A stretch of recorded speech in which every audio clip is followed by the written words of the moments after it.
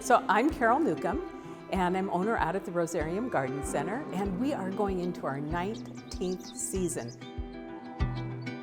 I grew up on the farm. My parents lived north of Spokane and always had vegetable gardens and flower gardens, and I just grew up tending to plants and falling in love with them, and I think that has stayed with me my whole life. I was in insurance for a lot of years, and I did enjoy that job, but it just wasn't my passion. It wasn't what I wanted to do with my life.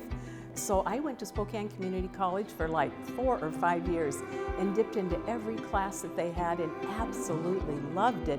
I even took agriculture classes, and I learned to weld, and I drove big semi-trucks and fixed gasoline lawnmower engines and did all kinds of crazy things, which I couldn't really foresee how I was going to be able to use that.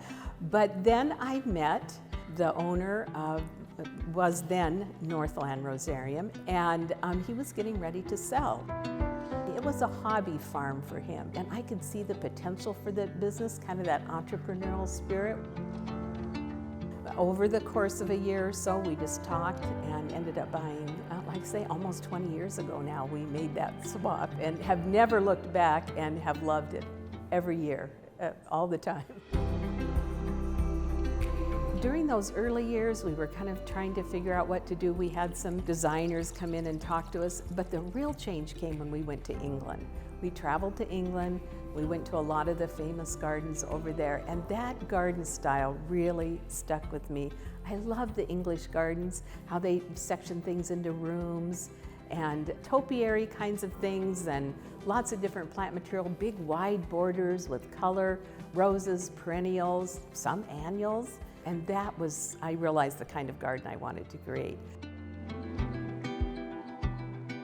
I try every morning during the season to go to the garden with my cup of coffee and just kind of experience and enjoy the garden.